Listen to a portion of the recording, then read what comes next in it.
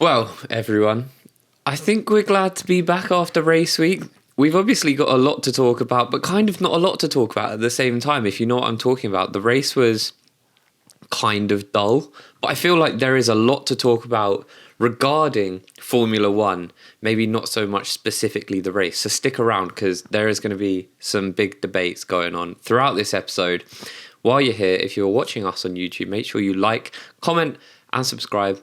It really does mean a lot to us, especially the comments. I like the comments. They're my favourite. Yeah. You know, subscribe if you like if you want, a comment. That's not optional. If you're listening to us on Spotify, Apple Podcasts, or some other platform for whatever reason, please make sure you give us 5 stars. That also does actually really help us out. It means a lot to us, but it's massively beneficial to the podcast. So please do get involved. You can also follow us on Instagram, TikTok, and Twitter. Just search Racecast. And if you're smart enough, you'll find us. We're going to crack on now. All right, guys, welcome along to a brand new episode. So, like you alluded to there, we're happy to be back for another episode post-race.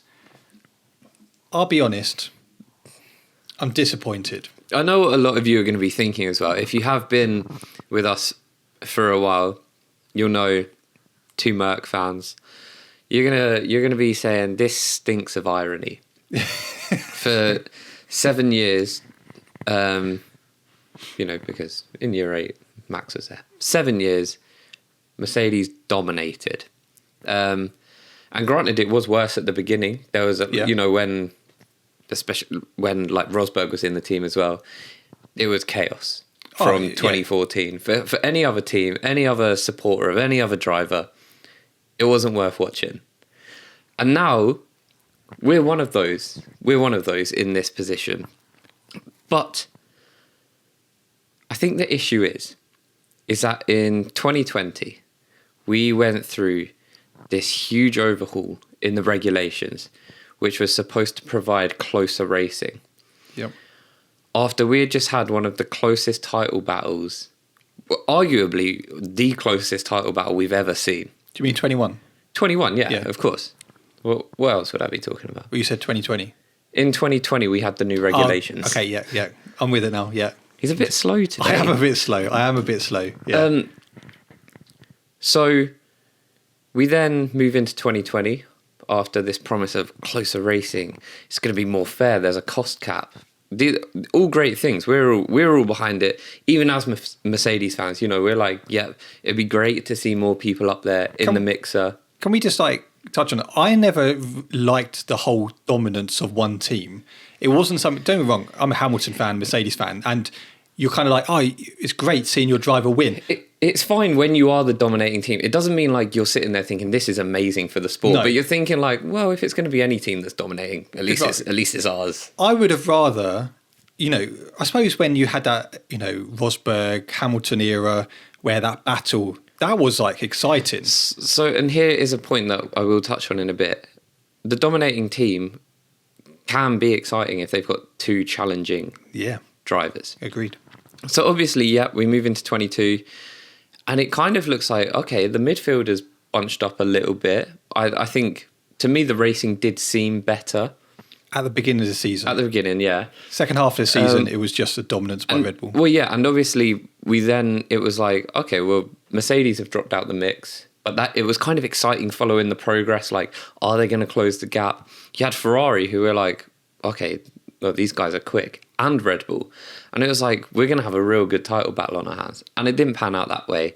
You can say it was for many factors it didn't pan out that way, but ultimately Red Bull had a better car.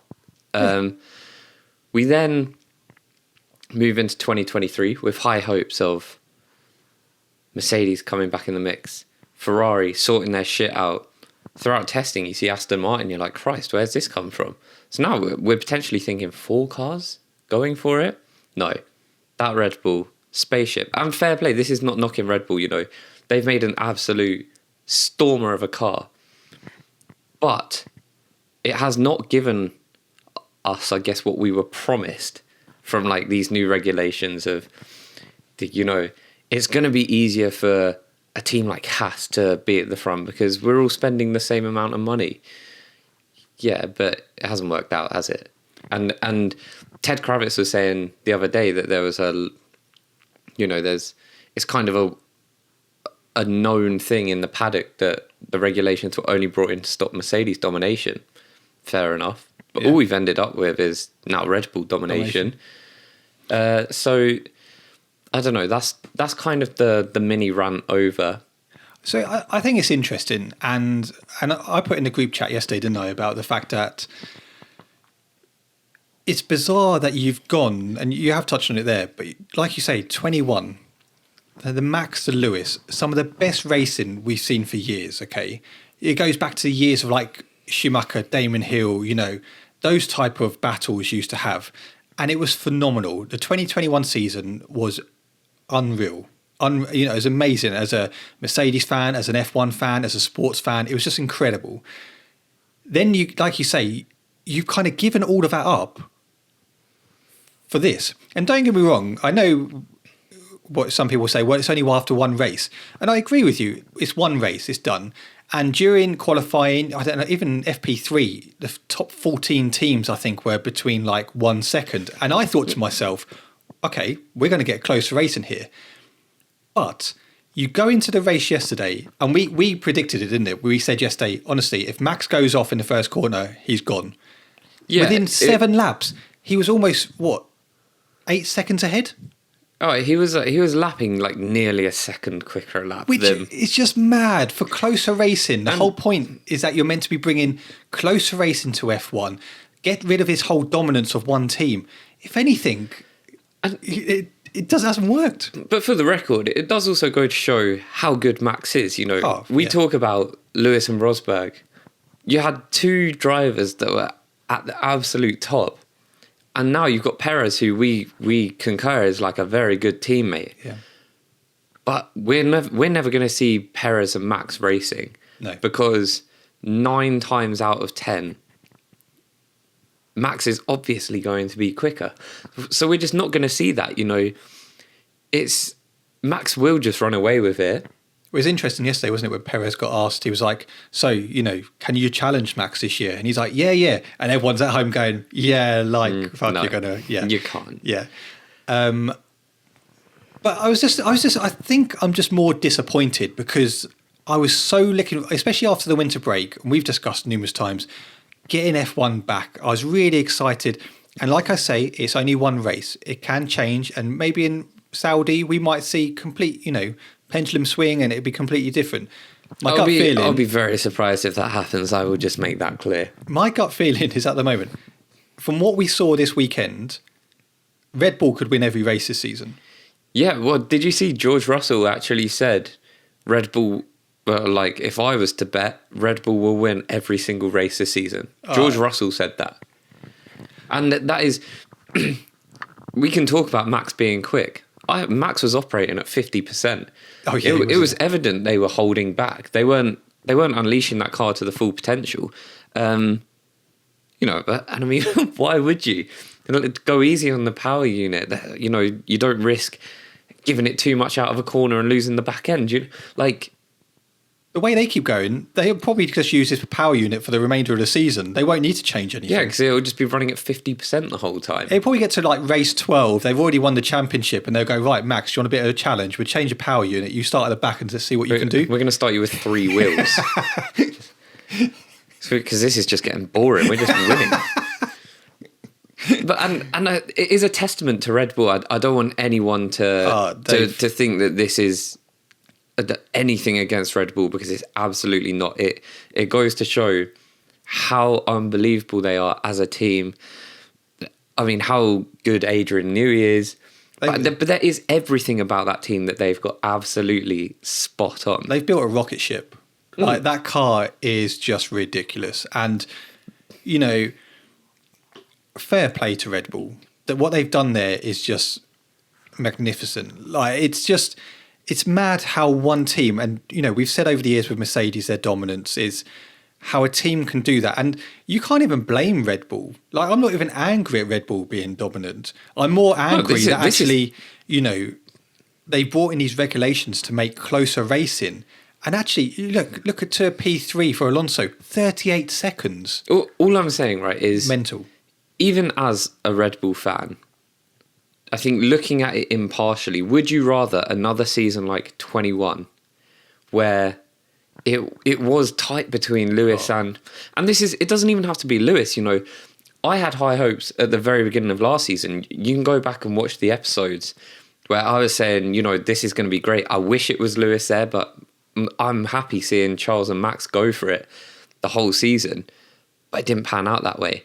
So my question to you is, would you rather 2021 season where you have got two drivers proper going for it, or two teams really could have done if there were four competent drivers. Competence, that's probably a harsh word to use. I don't mean it like that. If there were four World Championship standard drivers, 19 Latifis, then I think you would probably pick a 21 season over a 22, or if 23 carries on as we are anticipating it to. And that's just my opinion. And that's sort of, I think, what we were all expecting from the regulations. I don't think anyone was expecting Mercedes to come out and dominate after this regulation change. No. I certainly wasn't. I was expecting them to be challenging.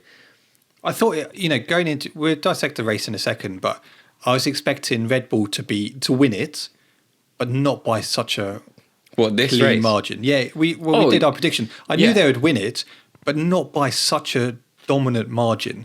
We won't talk about predictions because I was not far off. You're also almost spot on.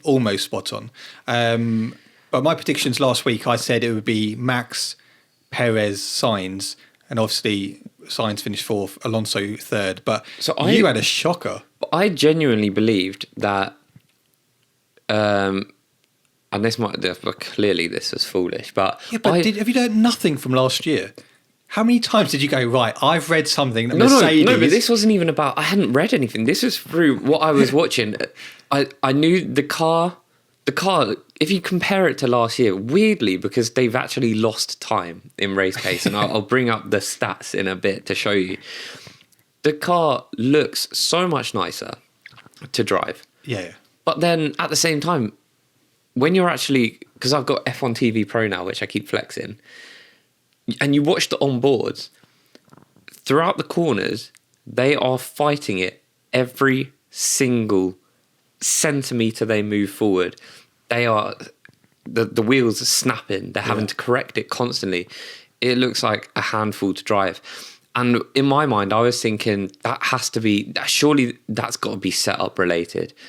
So I was thinking throughout practice, they'll get the setup nailed. And then we went into Q1 and I was like, okay, Q2. And they were like P3, P4. And I was like, I fucking knew it. I knew it. And then Q3. And it was honestly, I found that one of the most enjoyable qualifying sessions that I've watched. Yeah. I thought it was so, so good. And I'm not sure if you can pull up the quali times, but it was so close, like throughout the board. Yeah. When they said we got closer racing, what they actually meant is we'll get closer qualifying. The race is actually going to be just dominant, but we're better qualifying. Which we do have better qualifying sessions. I genuinely really enjoyed that qualifying session. So qualifying. So you've got Max Verstappen, who did a 1:29.7, who then did Sergio Perez 1:29.8. Charles Leclerc was 1:30. It was a 1:30. So 3 tenths there. He was flat. It was like he was 1:30 flat. And even if you look up to Lance Stroll, who's in P8, he was a 1:38, which is literally 1.1 seconds difference. But even that... And what we do need to bear in mind is Lance Stroll is going to find a lot more pace over the coming weeks as he gets a bit more familiar with the car and as he actually heals from surgery that he had, I think as of today, Monday, it would have been like 13 days ago, which is pretty impressive. Well, can we, before we get on to Lance Stroll, because I want to have a bit of a discussion about him, Christian Horner yesterday, and fair play to Horner, he came out and he was very humble in, the win yesterday, and he was very much like, it's only the first race, and what people got to remember, we've only raced here. We haven't practice anywhere else. We've only practiced in Bahrain. You had your testing in Bahrain. You come here. So it's a bit hard to know how the car is going to be in every other... Because he doesn't want his illegal car being inspected. So fair play to him. And that is kind of true. You know, they have just tested in one place, you know, and they've been there for the last couple of weeks. And actually, we don't know what it's going to be like when we go to Saudi. However, I can't see much changing from that Red Bull. And I can't see many other teams coming close. Are you right there? It won't come out. If you don't know, Luke's got a water bottle here. There you go. Sorted. No, it's not. So, what's your thoughts on that? Because I get what he's trying to say. I guess he's trying to just take a bit of pressure. He's like, no, look, you know, it's only first race, and I get this first race. Genuinely, right? I don't think that car's illegal, just to clarify, but I genuinely believe he's trying to downplay it because he's worried that the FIA are going to introduce some regulation that is intended to hinder Red Bull to close that gap up, because we know that the regulations were brought in to stop domination of a singular team, and I don't think that you know how Ted Kravitz phrased it. I don't think it was to personally go after Mercedes. No. I think it would have been any team that was dominating for that amount of time. I think if they've done it and they've ended up in exactly the same scenario, just with a different team, they are going to want to correct it, because it's not a great look for the sport. No, but I do not think it's fair. I think if, for example, as you say, especially now with the cost cap, each team have the same money, same budget. It's not Red Bull's fault that the fact is they've built this dominating car. That's not down to them. They've done what they've been told to do. You know, they've gone out there, done the concept, built that car, you know, which is like a rocket ship. As far as I'm concerned, it's the other team's fault for not actually building a car which is dominant. But then that can go back to when Mercedes were dominant. You know, everyone was like, oh, it's unfair that Mercedes is doing this. But, you know, I'm not being funny. Ferrari had the budget. Red Bull had the budget.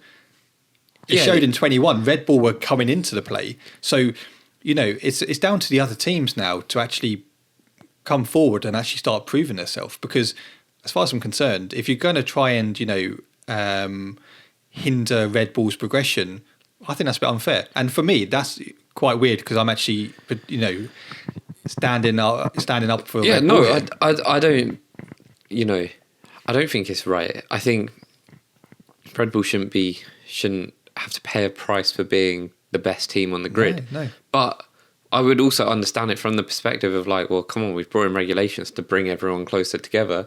This is not what we need. So the FIA will be looking at it from a sporting perspective, as in what's going to make our sport better. Bring back the 21 cars. Yeah, true. But yeah, that's why I think Christian Horner will be downplaying the car.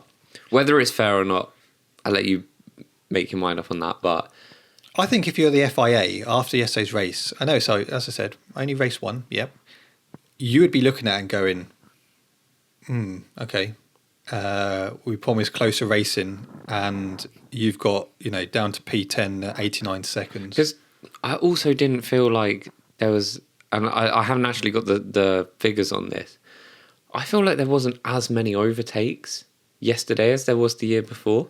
No. I do feel like Bahrain 22 was a really good race. Oh, you had Leclerc, Max up top battling. You had, you know, the Mercedes in there. Yeah, it was good. There was a lot going on in the midfield as well. And, yeah. And I do feel like this one wasn't, I mean, this wasn't a good race. We can put it that way. Crofty triggered me yesterday. I normally like him, but he triggered me yesterday by going, oh, this is what we've been after, you know, good midfield battle. Yeah. What? So you're going to change the whole regulation so you have a good midfield battle, but it doesn't matter about the front? No, was there a good midfield battle? No. I mean, don't get me wrong. You had Tsunoda chasing after Albon, which was quite good. You had the good Alonso, you know, which they didn't even show at the end. No, you had the Hamilton Alonso part. You had Lance Stroll, George Russell. Can I just say, right? That George Russell Alonso battle was beautiful. That was my highlight of the race yesterday. What, like the first couple of laps? It's before they pitted the first pit stop. Yeah. But you know that where Alonso went a bit wide. Oh no, that was Hamilton, wasn't it? But there was earlier on, before the first pit stops, where George got overtaken, tried to come back at him. I thought it was beautiful racing. And that battle between Alonso and Hamilton was great as well. Yeah, we did. Look, don't get me wrong. We had a few good battles on track. I'd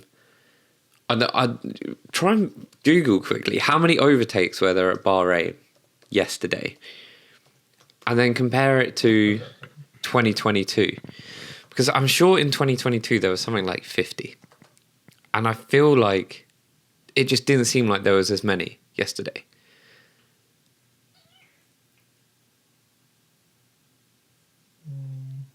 Surely it just comes up as soon as you type it. No, it doesn't.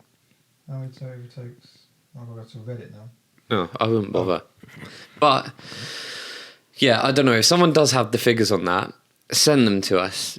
So in 2022, there were 77 overtakes in the 2022 Bahrain GP, of which 36 were shown in live broadcast.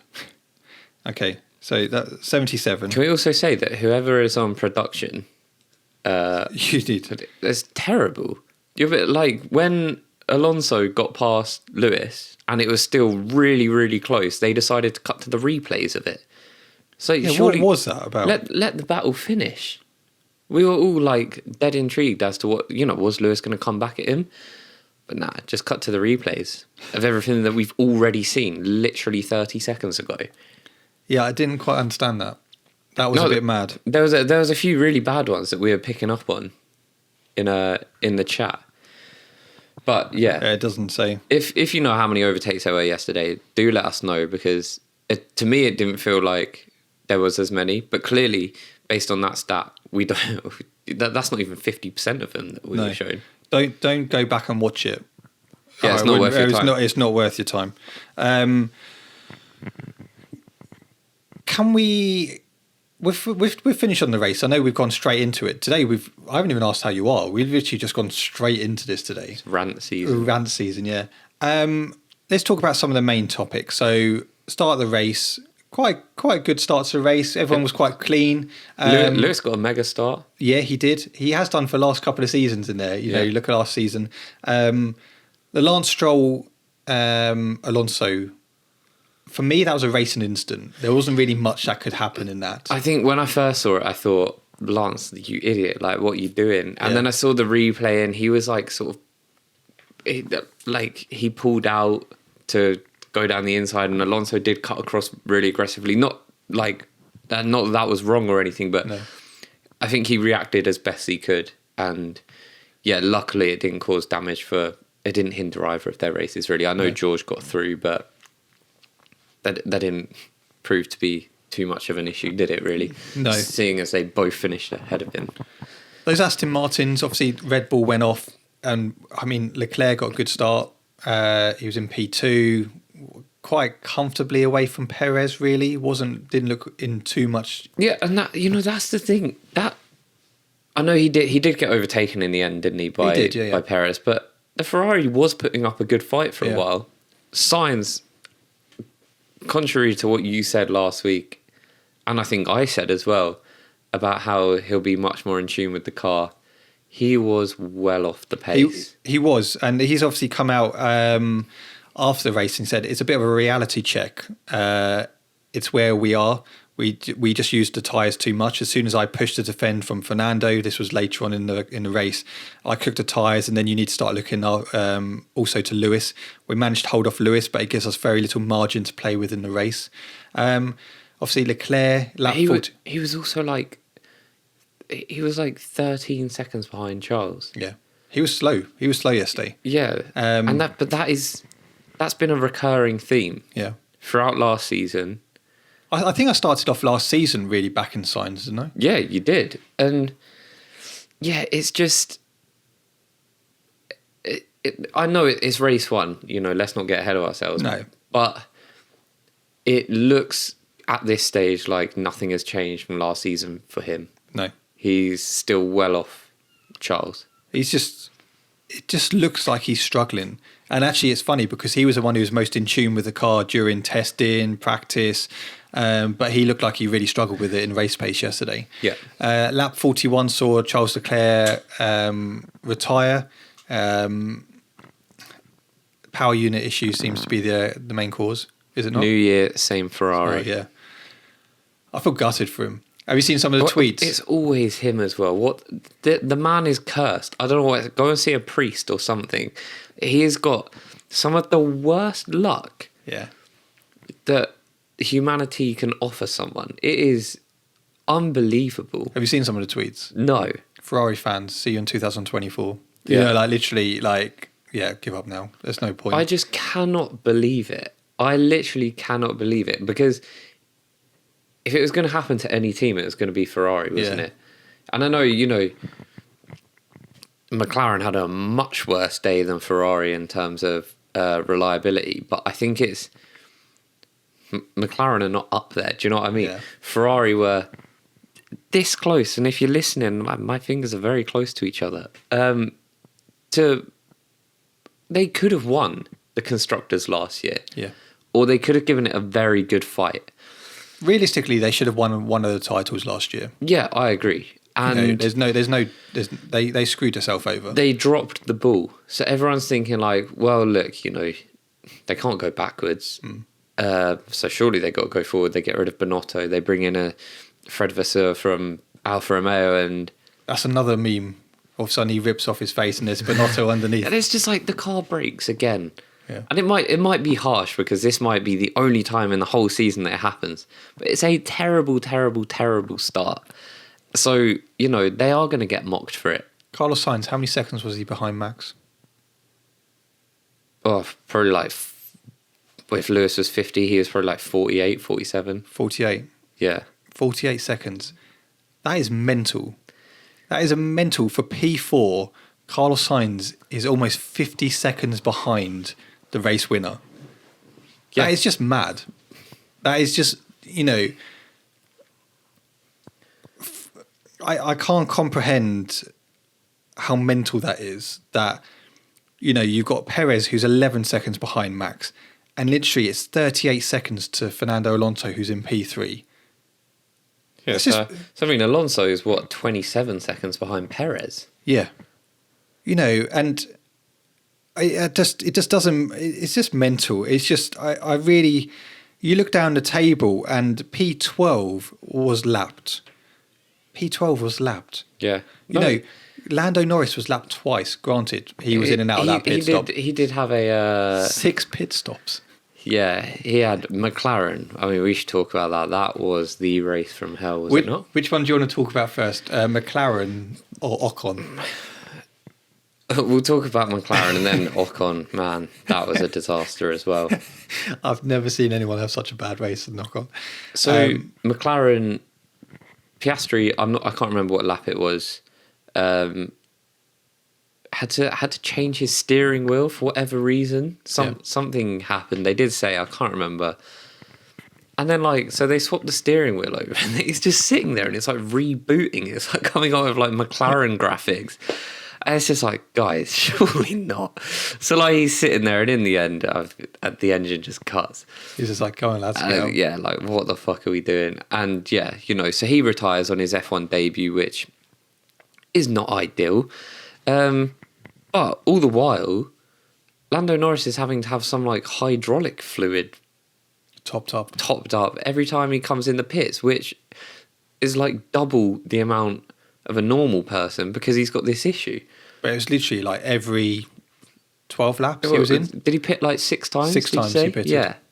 So, I mean, that was a real disaster. One thing I will say, and I said this yesterday, and I know you're like, mate, it was just because the fresh tyres. He was on fresher tyres, but he was sticking with Lewis and Alonso during that little battle.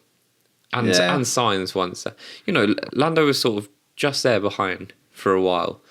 So, I don't think McLaren should sweat too much at the moment. I think forget about this race, improve, and let's see where they are in the next few races. And then I think they might have to worry if we're not seeing improvements. But I feel like Lando can get pace out of that car. And I'm sure, Piastri Piastri will help out Danny as well. Rick's just laughing. He's like, oh, thank God I'm out of that. Yeah, he probably was. Unlike Seb, who's probably thinking, for fuck's sake. Now you decide to perform. Yeah, like, what, he hasn't had a good... Well, okay, he had the Ferrari in, like, 2018, which was competitive, and 2019 for a little bit, but it wasn't a legal time car. to retire. Yeah, and then he goes to Aston Martin, has a stinker car. After... Well, he went there after it was the Racing Point, and the Racing Point was actually quite a good car. It was a good car. So Perez won with that. Yeah, then he goes to Aston Martin, and yeah, stinks. Stays there for 2 years, retires, and now they have a great car. It must be infuriating. Question. Yeah. Would Seb do as well as Alonso has done in that car? Where would Seb have finished yesterday? P5? Well, you don't reckon he would have got signs? I think, right. The 4-time world champion. No, granted. But coming with that comes a passion and desire.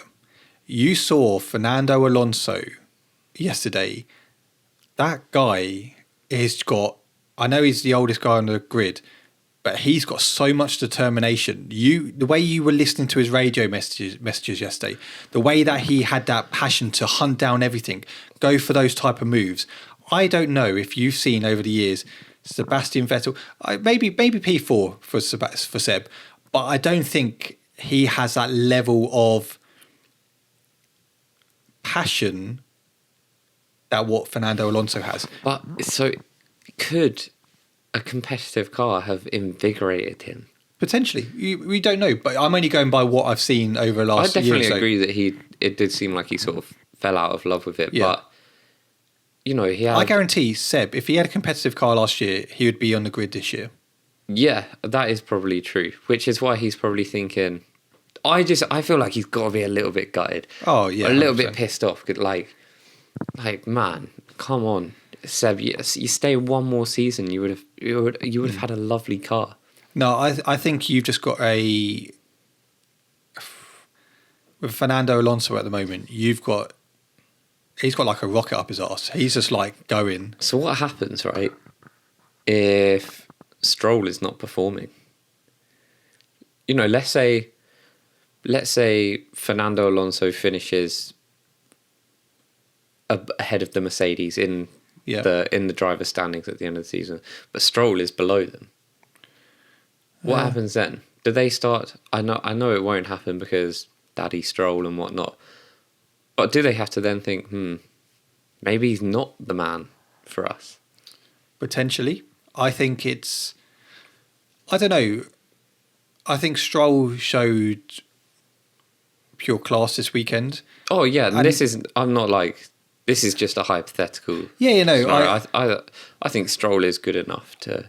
Do you know what the annoying thing is? I know we gave him stick last year, but I actually really like him now. I still am kind of not a big fan. I listened to his interviews yesterday, and I definitely admire getting in the car after that surgery. Can we touch on this, okay? Because this kind of, and I know some fans were like, "Oh well, what's up to you? You know, what do you care?" I don't think he should have raced this weekend. It probably wasn't in his best interest physically. I don't think you saw... This is a guy who only had surgery 13 days ago, okay? He went through such a rigorous, intense recovery program to get back in that car. And you could see throughout the weekend, there's a clip of when they're doing the national anthem at the beginning where he tries to move his wrist round, and you see the agony in his face, okay? Like pure agony of this guy who, whether he was forced, whether it was his decision, I don't think he was forced. I think he wanted to get in there. I think it was determination. But if you're told by whoever that, oh yeah, you go race, you're not going to go, well, I'm not so sure if I should, because you're told that he might not have necessarily been cleared. He might have been advised against it. But did you see him getting out of the car? Yeah. I mean, I'm not being funny. Surely, if you're at the FIA and you're you go and crash into a wall or something, and you go up in, fire like a Grosjean type thing, and you have to get out of the car. He's not getting out of that car quick. But what you have to remember, right, is in Formula One, every race day is a final. Yeah. Like, missing just one race can be catastrophic to your chances of winning a title. So then my point is, what from a FIA point of view, what's the most important then? They go about, driver safety, or is it the fact that actually points? But I think it was driver safety or whatever. I mean, he would have, if he didn't feel like he was safe to drive that car, he wouldn't have driven. Do you really think that? 100%. So you've got your dad who runs it. You've got doctors who go, oh yeah, well, I suppose we can get you through. We can get you through. Do you really think he's going to turn around and go to that team? Oh, I don't think I want a weekend. How many rugby players or football players do you think go on the fields with injuries, just popping painkillers just to get through it? He broke his wrist. It's the main thing you use when you drive. You're not using your nose, to be fair, are you? Did he break him? I'm not sure. Yeah. He had full surgery on one of them. He got a plate and everything in it. Yeah, but I thought it was a fracture, was it not? No, fracture on one of the wrists. The other one was a full break. Why is it not in a cast? I don't know. Well, surely you can't not have it in a cast. Well, he had a plate. He's got a plate put in. He's got a cast, basically. That supports it. Regardless. I just think he wouldn't have driven if it was not possible. I think he definitely pushed himself to the limit. Because there was no one there saying, this is not right for you. And that's for me, that's the sad thing. But you don't know that that's the case. There could have been, I'm sure that doctors were not there just like, 100% mate, you're fine. Get in the car. I'm sure they would have been saying, look, we really don't advise this. So, well, even Lawrence Stroll said to Martin Brundle yesterday, they were like, is Stroll, he's doing a full race here. Is he all right to do that? And Lawrence was like, oh yeah, he did a full sim the other day. Fine. Well, yeah, but again, you still got to keep face. He's not going to come onto the cameras in front of everyone where all his competitors are watching and just be like, nah, it's not good for him today. They've got to come with confidence and be like... Yeah, no, I get that. I don't know. I just felt, in my opinion, it was too soon. Yeah, granted, he did a phenomenal job yesterday, but that guy, you could see he was in agony. I agree, it was too soon. And he had a broken toe. But I firmly believe that if he didn't want to race, he wouldn't have raced. No, but coming with that, you have a lot of pressure, don't you? So sometimes, how many times have you gone out and played because you felt, oh, I have to go and play? If I felt physically unable to play, I wouldn't play. Yeah, but you playing down the Salts on a Tuesday evening. Don't use me as an example if I'm then not good enough.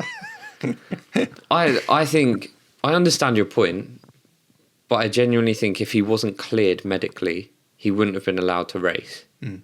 I just find it weird that he had passed all his FIA checks, where you saw him literally getting out of the car. You think how impartial the FIA are in that, where we've seen how seemingly interested they are in driver safety by banning all jewelry in the vehicle and stuff like that. So I think it does mean a lot to them, and it would even more so because if they clear someone and something happens, they'd be liable. Yeah, no, they'd be the ones having a lawsuit slapped on their desk Monday morning. I think for me, I just felt sorry seeing there was clips throughout this weekend where you saw him in pure agony, and I felt for me, I was just like, that's hard. I just felt a bit bad for him, but I get it from. I think he was in pain, but I think he definitely would have been doing everything possible to make sure he was racing, and I think for him, it was best that he was racing because that's to me what I think he would have wanted to have been doing. Yeah,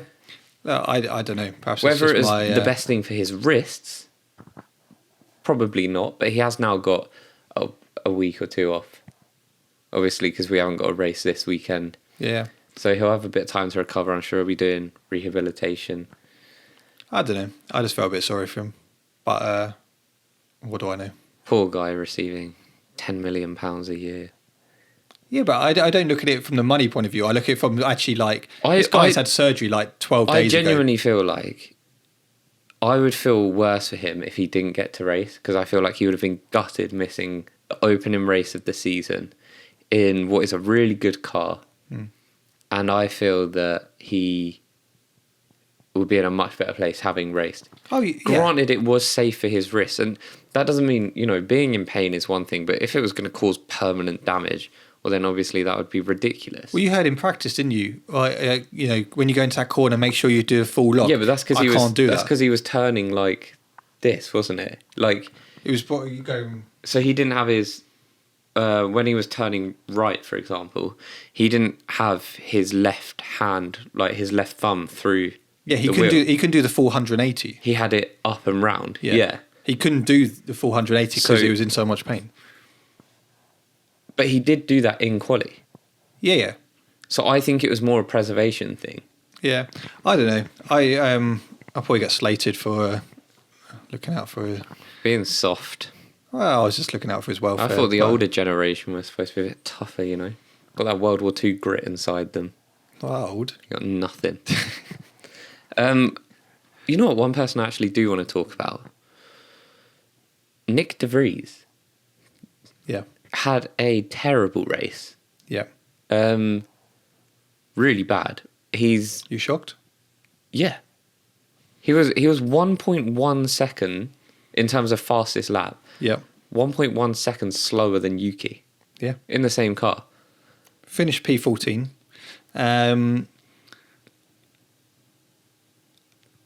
Yeah, I don't know. It's hard. It's obviously his first race. We'll see how it goes. Finished P14, but bear in mind we had 3 retirements. Yeah. We had Hulkenberg that had a damaged car.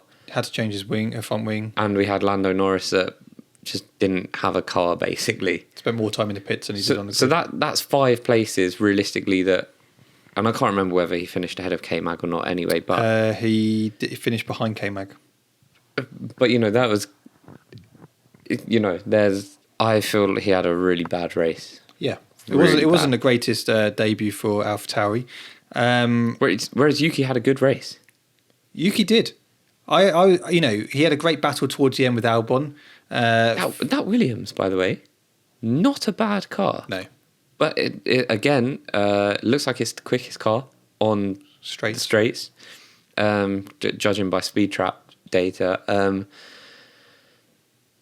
But yeah, they've taken a step forward. Can I just say, Logan Sargent actually impressed me this weekend. He was the highest finishing rookie. Was he? Yep. Oh yeah, he was. Yeah. What was it? P11, P12? P12. Yeah, that was it. P12. Let's talk about Pierre Gasly. Not a bad debut for Alpine. Finished P9. Took a couple of points there. There was a lovely little turnaround. Where does he start? He started last. Yeah, he was last. Bottas in the Alfa Romeo finished P8. He was strong. That Alfa Romeo, I'm telling you, is a good car. But are they going to do what they did last year? Get 50 points by mid-season? They'll score any points after. Who knows? Do you know who got fastest lap of the race? Zhou. Guan Yu Zhou in the Alfa Romeo fastest lap. I called it. Yeah, well, this was like the 2 laps before the end, and he went on fresh softs. Hey man, bare fuel in there. He still got it. Yeah, he did. I said I think this Alfa Romeo last week. I said this. You did, yeah. Is a good car and it's one to watch. Yeah. Because you can look at the jump of Aston Martin. It's incredible, but I feel like Alfa Romeo have taken a step forward too. Yeah, no, I agree. Ocon. This guy got a 35-second penalty throughout the race. Yeah, he got 35 seconds worth of penalties. Penalties, yeah. It kind of just went from bad to worse. I have never seen anything like it. Well, so I have, but I'm not this bad. He got the 5-second penalty for exceeding the grid start. He went past his box, so he got that. So he didn't park on the little yellow line that you're supposed to. He then didn't serve that penalty correctly. So after his 5-second penalty, he then got a 10-second penalty. Well, because they came in and they started working on the car at 4.6 seconds. Yeah, so rather than 5. So he got that. He then got a penalty because when he was coming into the pits, he was speeding. I mean, and then I just lost track, to be honest. I don't know what else he got the penalties for. I don't know. How long was that? What was the duration of that penalty for the speeding? He had a 10-second one, didn't he? I can't remember what that was for. He got the 10-second one for not serving the 5-second penalty correctly. It was class. It was class. He did say, though, all this stuff he was doing, some of the stuff he was doing during testing that no one said anything, like the speed coming in and that type of stuff. But Yeah, it was a carnage day for him, and then he just retired. He was just like, I've had enough, get me in. It's not worth it. Get me on the plane. At what point do you call that? Because they could have gone around collecting data, I guess. But I think the Alpine looked a lot better this weekend than it did in testing. Yeah. Pierre Gasly I was happy for. Well, I mean, because they sort of switched roles. Gasly, terrible qualifying. Ocon, really good, it's really strong qualifying. Yeah. And then come race day, it's the complete opposite. Terrible race for Ocon. Brilliant race for Gasly. Mercedes. I don't know if I want to talk about this, Yes, but we will. Mercedes, Lewis Hamilton P5, George Russell P7. I mean, not a great day at the office for the Mercedes. And Toto Wolff's reaction afterwards was pretty... not the greatest, was it? He wasn't overly optimistic about it. I mean, I'm sure you've all heard... well, I don't even think they're rumours. I mean, firstly, there's this new side pod. Well, this is a bit of a rumour. Is there like a variation on the side pod? Like, have they got a B car? Lewis has denied it, but I'm sure we've actually heard people from Mercedes saying, like, no, we do. I don't know what to believe, but the rumours... Well, I think it was pretty well known that at Imola there's a huge upgrade package coming. Why did we? I feel like literally we've gone back a year. Let me finish. Toto Wolff was saying yesterday that we cannot wait until Imola. This is very much a no case. Shit. Yeah, I mean, we could have told you that during testing. Christ. They will. He said in his interview with Ted that we're going to be throwing the kitchen sink at it effectively. Now they need whatever they're going to do needs to be ready for Jeddah. I feel like it's just. But are we going to see a plan B for this car? Why are we on plan B after race one? That's ridiculous. I think what I mean by that is like the B concept. Yeah. Are we going to see side pods on this Mercedes? Put something on it. Take them all off. Who cares? Because something's got to change. That's got to be where this downforce issue is coming from. It's got to be. No one else has it like this. And I just feel like it was a brilliant idea to go for this no side pod concept. In 2022. At the beginning, it was a great idea. But I think they truly believed once they fixed the porpoising issue, bouncing, whatever the fuck it was, that now we can focus on the performance and we can extract the performance from it. But it hasn't worked out. And I think now is the time to react. Yeah. Don't leave it too long. It kind of irritates me sometimes when they're like, oh, we're going to wait to Imola. We got a package coming up in Imola. Great. But after what we've seen this weekend and the dominance of Red Bull, and even starting to see the dominance of Aston Martin, I'm not being funny. If you're Mercedes, you're going to be worried because, like you said last week, if we keep going this way, they're going to be a top 4 team. They're going to be P4 team. Yeah, if they're not careful. Sure. And if you see on the screen behind the cameras, right, I got this little graphic up. So we've got the 2023 versus... I like this, by the way. Yeah, it's cool, huh? Versus the 2022 mean race pace. Yeah. So obviously the lower the figure, the better. So McLaren actually were 2.2 seconds quicker this year on average than they were last year. Yeah.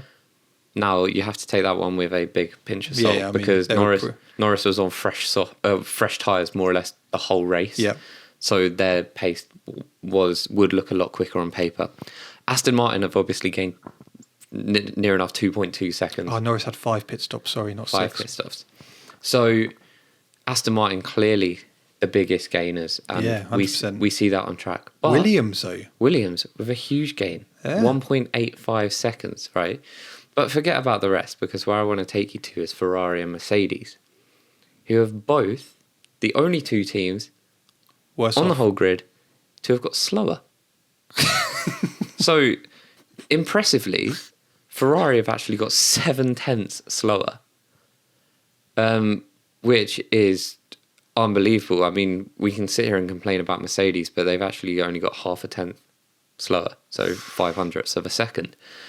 But you've got Red Bull, who are almost 4/10 quicker. Yeah, I mean, Red Bull have found time, which, I mean, honestly, Red Bull could have actually just spent the £150 million on catering, and they still would have been the fastest car. Yeah. Fair play to Mike Crack and Aston Martin, though. What? Mike Crack. He's done well. They, that team. Let's touch on quickly. I like this. This is good. Let's touch on Alonso because, and Stroll for Aston Martin overall this weekend. Practice, they look great. They came to qualifying. I mean, Alonso was delighted. He was like very happy with P5. He was like, cool, it's fine, he's happy. I think from a fan point of view, we're a bit like, ooh, they showed all this pace, in practice. Where's that gone in qualifying? However, Alonso, I'm not his biggest fan, but he's got his 99th podium, and he just had fun out there. He was brilliant. Some of his radio messages, haha, bye-bye. Yeah, you could tell he's enjoying it, and I think he's had... I mean, look, a lot of the time, I don't feel bad for Alonso. I think his social skills are pretty terrible. Oh, yeah. I feel like he's burnt a lot of bridges. It's like he deliberately goes out of his way to be a bad guy. Yeah. But some people do that anyway. So a lot of the times where I think he's ended up at teams with like a terrible car, I think, well, it's karma. Like, but now he's obviously ended up in the hot seat, and I'm excited to see what we can get from him this season. I mean, obviously we haven't seen a competitive Alonso realistically since like 2011. Yeah. Or like that sort of era. It's just going to be interesting to see. Well, obviously he's like 10 years older now. He's still got it. 100%. I do not deny that whatsoever. That gives me great hope for Lewis Hamilton. Did you see that lie detector test for Lewis Hamilton? Yeah, I saw clips of it. Are you going to continue until you get that 8th title? He was like, yes. He will get it. He already could. Do you know what? If it's anything like this Mercedes, he's not going to get it. A thought that crossed my mind. Yeah. If this car does not improve in 2023, does Lewis jump ship? Oh, he's got to. If he wants that 8th title and this Mercedes is going backwards, does he have time on him to then wait around and go, oh yeah, I'll wait around until we get better? No. If you're Christian Horner, right, Sergio Perez's, contract is coming to an end. Lewis Hamilton is at the end of his tether with Mercedes. Does Christian Horner take Lewis Hamilton on? This obviously hypothetical. That would be tricky for me. I know this sounds well Drive to Survive, but like just as a hypothetical situation, could you imagine? Like, I'm saying, firstly, does Christian Horner ever think Max and Lewis on the same team? That could be impressive, or is it that's a recipe for disaster? I know this would never ever happen, but I'm just saying, if you're Christian Horner and the opportunity for whatever reason did arise, does he take it or does he actually turn it down? Lewis takes out Max every race just to stop him from winning his titles. Lewis is like, I don't even want number 8, I just don't want him to get number 4. I'm assuming he's going to win this year, and next season Lewis is at Red Bull. I can't ever see him going to Red Bull. No, but the thing is, I also can't see him ever at another team. No, I agree with you, and I don't think he should leave. But I think if you've got a team who is going backwards, which from what we're seeing at the moment, and again, I'm going to say it's a first race. It's still very early in the season, and we're going to be naturally dramatic. We support them. Yeah, and you've got Aston Martin, who in theory are coming above Mercedes at the moment. Mercedes going backwards. Because I actually also had this thought. Lewis at Aston Martin. It's another British team. Lewis at Ferrari. What, to replace Sainz? Potentially. They're not going to replace Leclerc, but then if you've got Lewis Hamilton in the team, he's instantly golden boy. Oh. But if you've got Lewis in the team, he will then turn that Ferrari team around. All those issues would just go out the window. That would be a mega pairing, wouldn't it?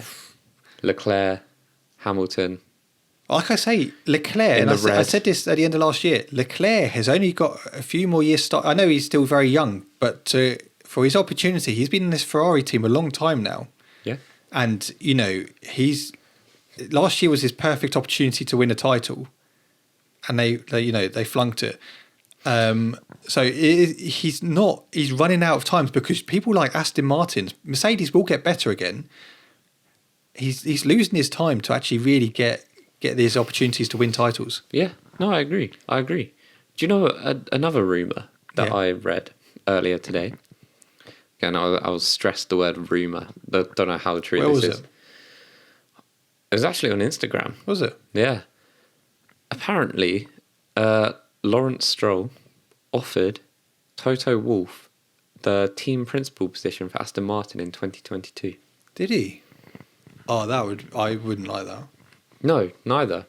But imagine if, I know Toto, is a third owner of Mercedes or whatever, so just let us live out these stupid fantasies. Imagine if just Toto and Lewis go to Aston Martin. Ooh. That would be quite interesting, wouldn't it? Yeah. I wouldn't want Lewis to go anywhere else because I love supporting Mercedes. I know what you mean. I do. I get it. No, obviously, these are all just... Can you imagine walking around in the Aston Martin hat? I mean, to be honest, I go around in any of the hats. I'm like the football fan that just wears any T-shirt. But with football, I absolutely don't. I wear Premier League, strictly Liverpool, obviously. But with the team hats, I just like them. You know, got that new era Red Bull hat, which is quality. I like the McLaren hats. I like the colour. Yeah, so I'm wearing a McLaren hoodie. I like this. Our only saving grace at the moment to not have a Red Bull championship win this year is since 2017, the winner of the Bahrain Grand Prix has always finished second in the championship. Yep. Charles Leclerc last year finished P2. Lewis Hamilton the year before finished P2.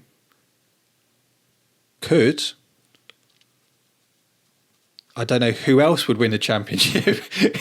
Yeah, I imagine this curse may be broken. Curse, is going to be broken. One thing also about Max, just another stat to reiterate how impressive he's been. Yeah. It's something out of the... I can't remember when it's from. It's from Imola last year, I think. He's won 75% of the races, which in the same time span, not even Lewis did. Fair play. Max is in a league of his own at the moment. Yeah, especially with the car. Do you know, my God, I'm full of content today, right? I was reading something. Got anything else up on the screen? And it was Alex Albon, an interview Alex Albon they did. I think it was actually over the weekend. Yeah. He was talking about, he expressed how he wasn't throwing any shade at Red Bull, but he said that car is built for Max Verstappen. He said Max likes an incredible amount of nose. So he was also saying, I've always been a very, very front-end heavy driver. Yeah. And he was talking about his examples of who he's raced along different people, like George and Charles or whoever, and he's always had more front end than them. But it's just how he likes the car. He said, Max takes it to a different level. He said, what it's like, this is his analogy, is you play Call of Duty and you turn the sensitivity to maximum. So as soon as you touch that stick, all of a sudden you've done 3 spins. So he was saying that it's just so incredibly hard to drive because it is purely built for how Max wants it. Yeah. Which I completely get, and I just thought it was really interesting that the cars can be tailored so specifically to an individual. I just find it incredible. And it's like, no wonder Max is doing so well in that car. Not only has he got a really good car, it's also built to how he wants it, which makes complete sense when you've got a driver that is, sure, Ferrari built the car exactly to Michael Schumacher's. Oh, it works for them, doesn't it? And Mercedes would have been the same with Lewis, because if you've got a driver that is absolutely smashing it, well, just give him the best car. And you'll get the most out of it. Yeah. Yeah, no, I have to say, don't get me wrong, I'm not the biggest fan of Red Bull, but I respect what they've done. And they've done phenomenal. Max with that car, he's just, like I said, he's in a league of his own. He's just dominating. One thing I am excited for, I cannot wait for it's easy to win when you're in the fastest car comments to start coming about Max, because they will come, and if they don't, it's unfair. Very unfair. Had many years of Lewis being told he's only winning because he's in the fastest car. Yeah. Partially true. Kind of how the sport works. But why isn't Perez winning? He's in the fastest car. Yeah. Well, it's not being tailored to him, is it? Why wasn't Bottas winning? He was in the fastest car. It takes a good driver to have a good car to dominate in these ways. I tell you what, though, I do miss the 21 season. Let it go. I can't. No, I don't mean the Max and that, but I mean that type of battle, the rivalry. I loved that whole. Not. It could be any other two drivers. I don't mind. It could be Max and Leclerc. It could be Max and Sainz. Whoever. I do miss the rivalry where you had the deep Mercedes versus Red Bull thing, because it was throughout the team. It was Toto and Christian throwing punches left, right, and centre, and obviously Lewis and Max, and you could see the passion in the team. Then you just don't have that at the moment, no. And I think we thought we were going to get that with Ferrari and Red Bull last year. Obviously, it started off nice. It always starts off nice. It never ends nice. But then we just didn't get it. So, we'll obviously look forward to Jeddah next week. Yeah. Hopefully we get some news of some Mercedes side pods, maybe some Ferrari reliability. I can't wait for Lewis to finish in P10 and they come over the radio. Lewis, that's a P10. Do you even get a point for that? Yeah, Jeddah was rough last year. But one thing I will say about it, what a fantastic track. Oh, lovely track. Unbelievable. Lovely track. Could be red flags, could be safety cars. I was surprised there wasn't a safety car at Bahrain. There was, the virtual, but they were not full-on safety car. VSC, but no, I mean, I know Leclerc broke down in a convenient spot, so they could just push him in, but especially at, turn one. Yeah. Was quite disappointed, but I'm sure Jeddah is going to give us a safety car or two, and more than likely a red flag at some point. It wouldn't be Jeddah without a red flag. It's true. Love it. Shall we finish on fan questions? Yes. Have we missed anything? I feel like we've literally gone straight into it. Well, I know holding back here. I did tell you there was a lot to talk about, just maybe not specifically within the race. Yeah, we've covered it. It was all related to the race, but not like the race. Let us know what your thoughts. Are you optimistic for this season that we're going to have a 3-way battle or 2-way battle, or what is your thoughts? Because I feel a bit disheartened, and I know it's only race one, but seeing how dominant Red Bull were has made me think that actually we're in for a very long season. Yeah, no, agreed. But we do want to hear your thoughts. Are you dreading the season, or do you think actually it is going to turn around and we won't see Red Bull just run away with it?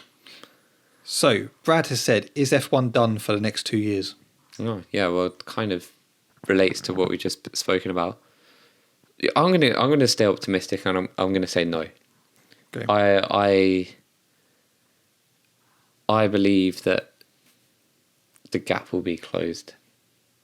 By which team? Well, I mean, my money would be on Ferrari, realistically. Not if you're looking at those stats ahead. Not those stats, but I feel like they've still got such a good foundation to work with. Mercedes have a lot more work to do. And Aston Martin, that's going to keep improving. So, Yeah.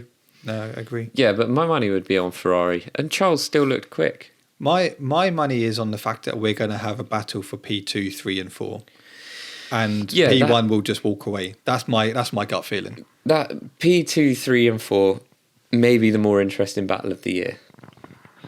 You don't win anything for those though. Harry_Thorn98 has said, can Aston Martin stay in P2 and challenge Red Bull come Abu Dhabi by having much more CFD time? No. I contrary to what I just said, I don't think Red Bull will be challenged closely. I just think there are going to be some races where teams will be able to get closer to them and they might get the upper hand on them.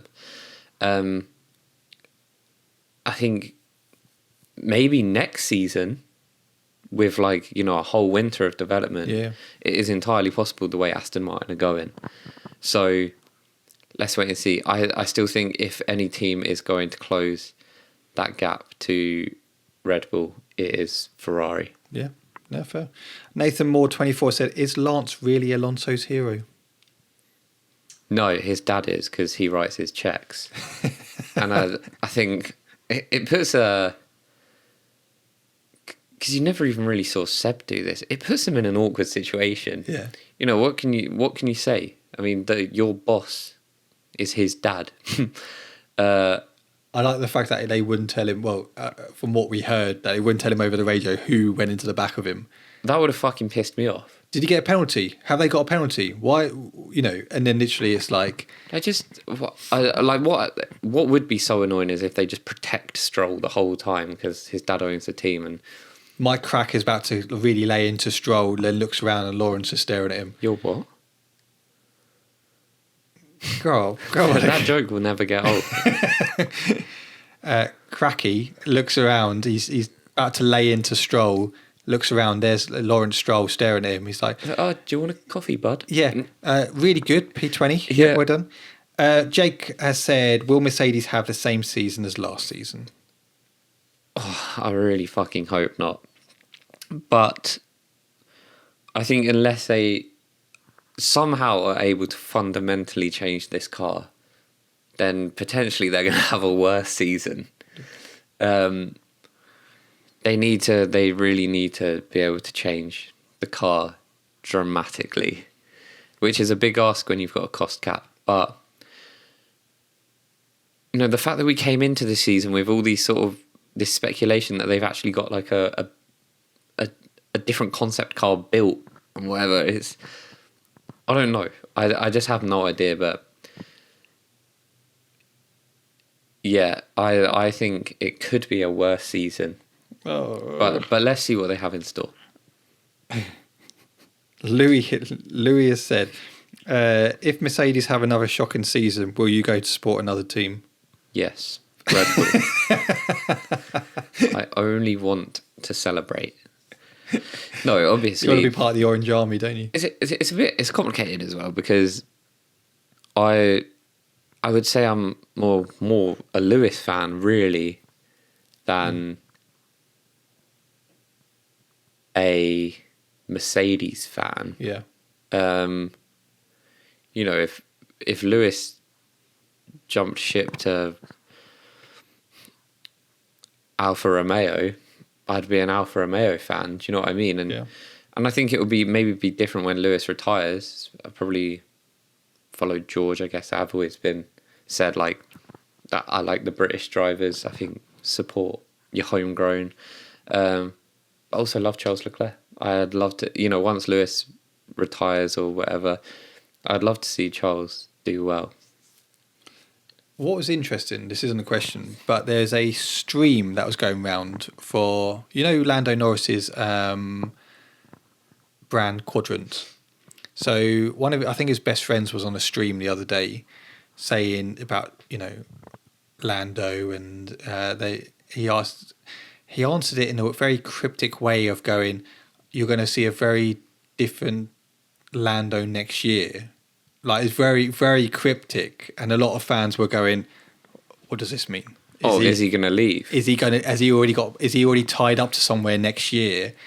That because he was very much like, I'll see if I can find it and I'll send it to you. He was very much kind of like, oh yeah, next season is going to be a big season for Lando next year. Like very full on, like just putting it out there. Like he either knows that McLaren are going to come and be beasts next year, or he knows he's actually, which is very untrue. I think if you know that you're going to be good next year at this point, then why the fuck aren't you good at this year? Yeah. Do you know what I mean? Yeah. My gut feeling is he already knows where he's going next year. I think, Lando is incredibly talented. For whatever reason, I can't really take to Lando.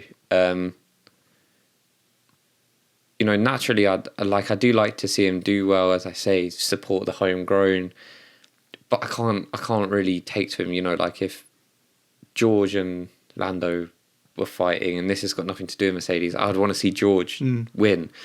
I said this the other day. I was talking about this the other day, and I don't know if it's a bit of arrogance with him that makes it hard to. I think it is. I find, like sometimes he does seem a little bratty, and he has got this arrogance about him, which is bizarre, really, because for someone who is a leader of a team, he hasn't won a race. Never won a race. Granted, this McLaren hasn't been great. But Danny Rick won a race. Yeah, true. He hasn't done anything in the sport to warrant an arrogance. No, and I agree. And I know some people are like that in most sports and all of that stuff. And I like him. There's something about, and I agree with you. There's something about him that it is hard to take to him. Whereas someone like George, it's just hard to take to him. Yeah, but this is, look, don't get me wrong, Lando deserves a car that can compete. He's a good driver. And I think if he has a car that can compete, then I don't think we'd be having this discussion about him not having any race wins. I think he's certainly capable of winning races. But you need the car to do it. And if I was his agent, I'd be saying, look, mate, we need to get you out of here ASAP. McLaren are not, I don't know what, he's clearly not following in the footsteps of Lewis Hamilton, maybe. They get a young British driver. And I saw him say something about Lewis, like, well, he came into like the best car and whatever. And, if he was coming into McLaren like me now, he wouldn't have won a race. Whether that's true or not. When he went to McLaren, Lewis didn't win his first season, did he? He had a competitive car, don't get me wrong. What do you mean? When Lewis went to McLaren, his first time, his first season... He won a race? No, he didn't win a championship in his first season. That's what I meant, sorry. I know he won a race. He came second by 1 point. Still not competitive cars. He won a race after 6 races, didn't he? I mean, that might be true, but that's luck of the draw, mate. Like, that's what sometimes I feel like he feels he's entitled to, like... Yeah. And it just doesn't work like that. There have been great drivers that have never won races because they've just never had the opportunity. And, I'll stand by the fact that I believe Lando deserves the opportunity. Yeah, we've said this before. But not by like, you don't just deserve it because you deserve it. I think he deserves it on the merit that he's a good driver. But to believe you're entitled to that, I think, is sometimes the impression that he gives off. And I think that's where we get that sort of like arrogance, perhaps like unlikable characteristics. Well, you see, but we will still back him. Look at Russia, where he was screaming down the radio, should we bring you in? No, I'm staying out. And look, he screwed his own race. Do you know what I mean? And that goes just to immaturity in the sense of you're on the cusp of getting your first race win. You got a team who are a bit undecisive in what they want to make the because decision they on. don't know how to win a race either anymore, do they? Let's be real. So, but like there was a couple of comments, wasn't there, after Monza, like, oh, I could have won the race, today. It's just, well, actually, be happy for your team. Yeah, do you know what I mean? There's loads of comments which have come out, and I want him to do well, and I agree with you. He deserves to be in a top team. He's shown he's got the quality. I don't know. He'll go to one, 100%. Yeah. Where we will find out shortly, but well, we know it won't be Mercedes. George isn't going to go I still think anywhere. it's going to be Red Bull. I think Red Bull or Ferrari. But I think Ferrari, if Sainz is still as far behind Leclerc, Oh, that bromance is going to get broken up, isn't it? Lando takes his seat, his dream seat at Ferrari. It's like taking his girlfriend, isn't it? It's bad. It's like what Max Verstappen did with Kvyat. But I feel like I'm just not sure if Christian Horner would want two very, very competent drivers. I feel like it's in their best interest to just have a decent number 2 for Max.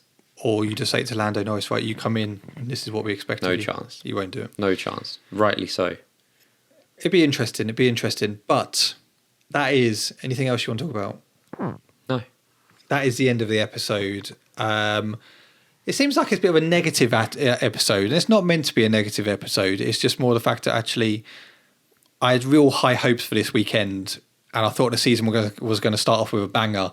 And don't get me wrong, delighted for Fernando Alonso. That's probably the biggest, P3. It's brilliant.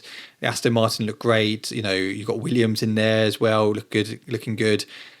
But the fact that there was such a gap between P1 to P3 to P4 is kind of just depressed me a bit, really, because I was expecting a lot closer racing, especially after practice and especially after qualifying.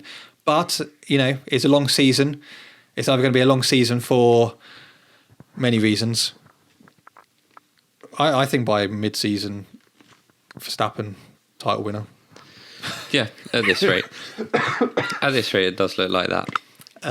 But yeah, guys, I hope you have a good week. We'll be back next Wednesday for a brand new episode, having a look at Saudi Arabia. But have a great week, and we shall see you soon. Bye-bye.